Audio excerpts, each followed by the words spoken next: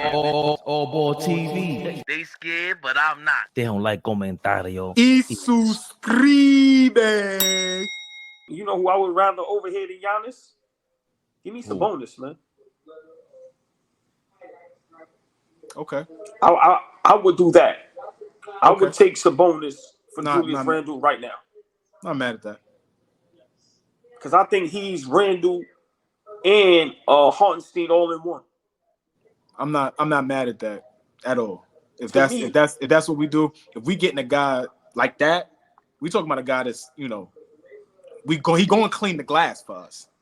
Aside from everything else he does offensively, he's gifted ball player, but he's a rebounder too. Didn't he lead the league in rebounds at one point? Am I bugging? Yeah, you might not be bugging. He was up there. I know he averaged double for sure. I think like 19, I like that. 13 or something like that. So I would like you said, the Giannis thing I don't mind because that's also star power and Giannis is Giannis. But to me, the fit, the one that makes sense for me, would be Sabonis. Yeah, I think that's a perfect fit. If we just speculating and having fun and talking about if Julius Randle was traded, who will we like? For me, I would like Sabonis. But we got to remember too that we know you don't like Sabonis, Fabian. But I had to digest that with my pizza. That was, that's kind of crazy. To me, I like it. As much as Giannis made, what I say about yesterday, Flea, we know what Giannis is. He got his accolades and everything. Well, I know Sabonis' shortcomings. He's just like the fact that he said a combination of Hartenstein and Randle. Hartenstein struggled with them bigs, the real bigs. So does Sabonis. Davis, when they go in the paint with him, but 12, 13 rebounds a game. That dribble handoff is Isaiah Hartenstein and then some.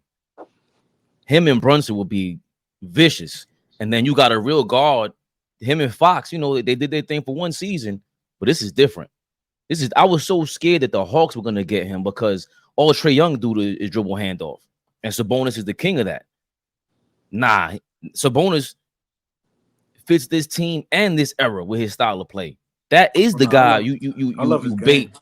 Yeah, you bait. I love his game. And you know how I hated that playoff performance, but you totally bait the Kings into try to get Sabonis. Start sniffing around, see what's over there. Especially with, ironically, DeRozan going over there. I don't think that's going to work. If they start sidewalking, because we waiting for Phoenix not to work. Sacramento and Phoenix damn near in the same zone, just that one is younger. I'm a little high on Sacramento.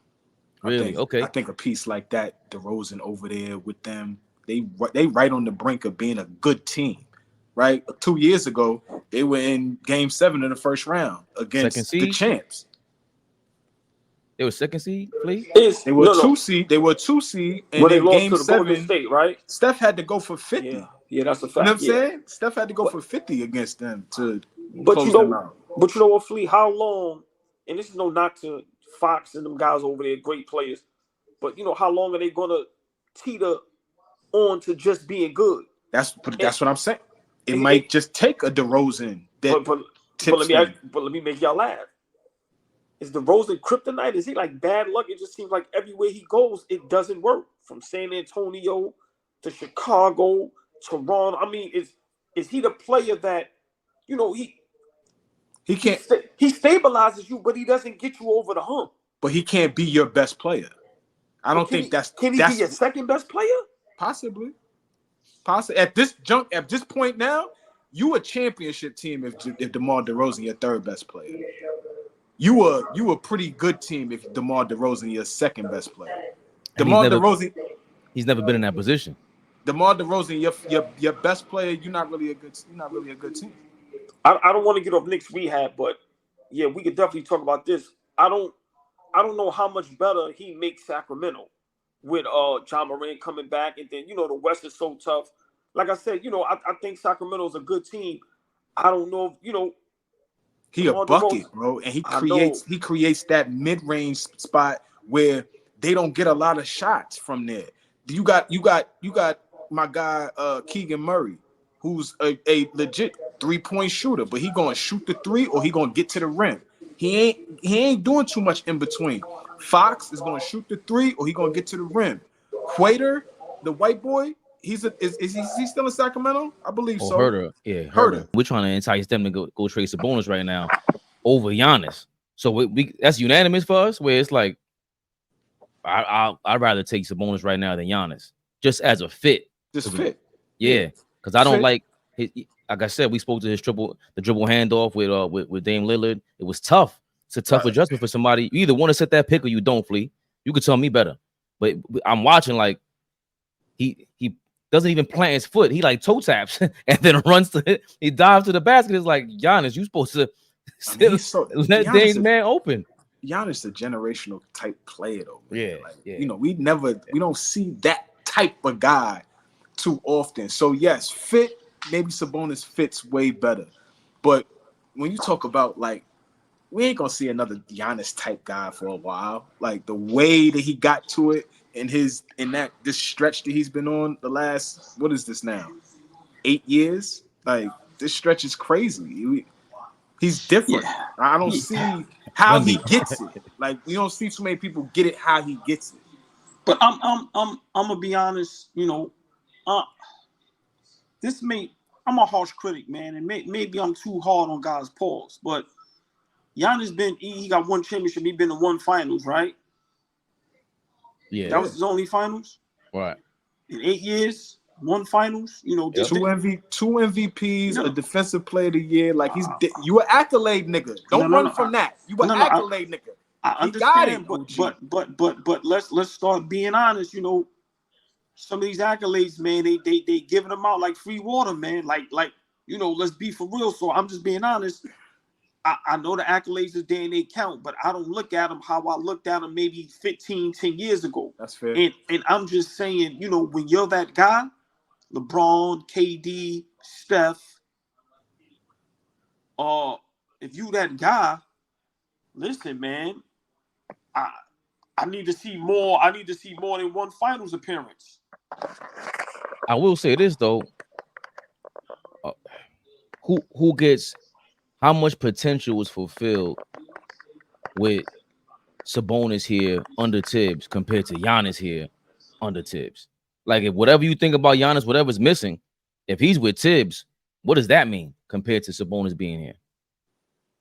That's your guy. That's the center whisperer. Yeah, I mean, I think you're gonna get both those guys play hard every night. Right, I don't know if Tibbs got to be the guy that lights a fire under him. But I will say this, just to, you know, I don't want to go against what I was saying yesterday about me not seeing that fire in his eyes as often as I would like over the last year or so. Being under Tibbs, maybe that fire gets relit. Right now, you like that fire again, and now that motor is what got him those back-to-back MVPs, what got him that finals MVP, what got him that championship. Like we talk about how great Giannis is and all that shit, but the motor that dude has takes everything that he's good at up to boom, like another level, you know? So for me, yeah, that would be Tibbs. I don't think, you know, Sabonis, for me, when I'm watching him, he doesn't play off of like raw emotion. Giannis plays a lot off of emotion, the flow of the game, how he's feeling. It looks like how he's feeling. He's always in attack mode, right?